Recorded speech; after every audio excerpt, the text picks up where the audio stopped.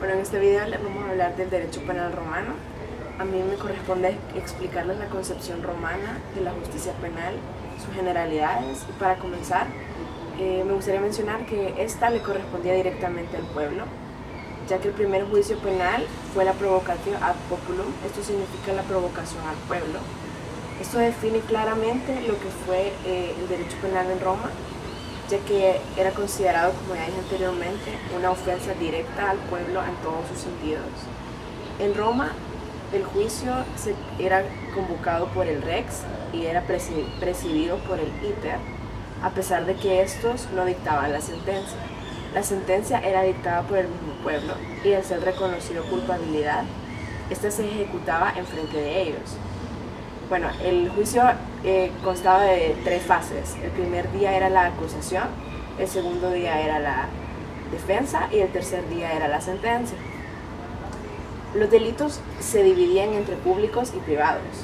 Los delitos públicos eran los de gravedad y las penas se podían, como por ejemplo, ejecutar con la verberatio, que esto consistía en la pena de latigazos, cierto número de latigazos, en un sector público donde todos tuvieran la visibilidad de este, algo parecido a lo que fue la pasión de Jesucristo, que lo que él vivió fue la verberatio. Bueno, en segundo punto están los delitos privados, que son los de menor gravedad, que la mayoría de las veces son penados con multas o pagando ciertas cifras de dinero o pago con propiedades.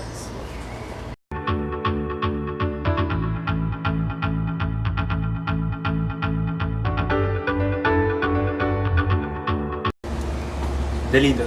El diccionario jurídico mexicano define delitos como el acto de omisión de una infracción constitutiva a la ley penal. La palabra delito deriva del verbo latino delinquere, que significa abandonar, apartarse del buen camino o alejarse del sendero de la ley. En este caso sería abandonar la ley.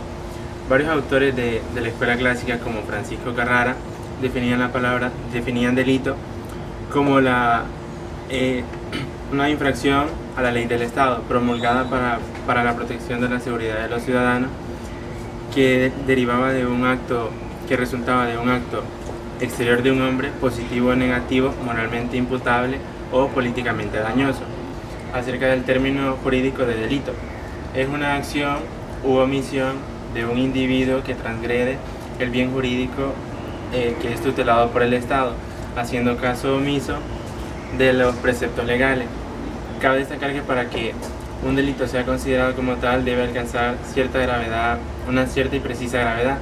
Cuando esta conducta no lo logra alcanzar, es entonces cuando se encuadra en delitos menores o falta, que son tipificadas separadamente de los delitos que ya conocemos. Se dice que existe el delito doloso cuando el autor mismo expresa su deseo de hacer el daño. Y se habla también del delito culposo cuando el mismo autor no desea hacer el daño pero tampoco lo evita. Se habla de delito por omisión cuando el acto o la actividad que hace un autor interviene o modifica la realidad. Y por último se habla sobre el delito por omisión cuando el autor simplemente se abstiene de hacer actividad o no hace nada.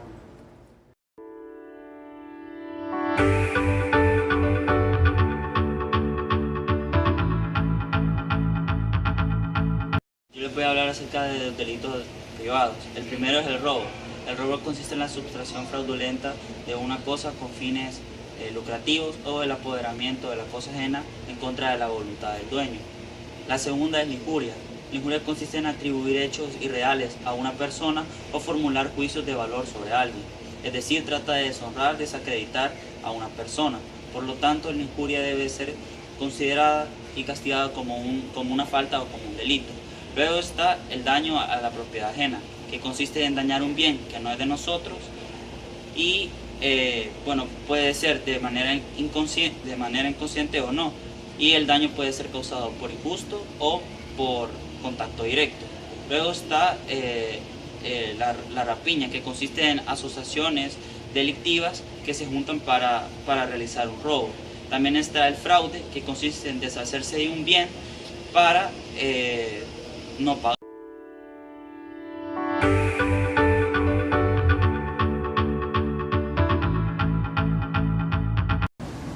hablar de los delitos públicos, que son los que atentan contra el Estado y es este mismo el que se encarga de sancionarlo.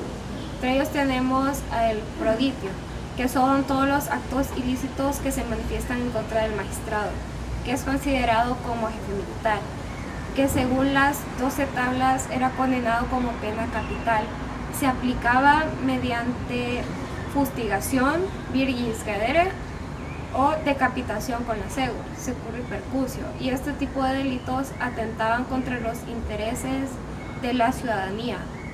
También está el parricio, que es un homicidio o asesinato a una persona libre. Como persona libre entendemos que es todo ser humano dotado de status libertatis. También cabe recalcar que la muerte de un esclavo no era considerado como delito, sino como lesión a la propiedad del dueño del esclavo.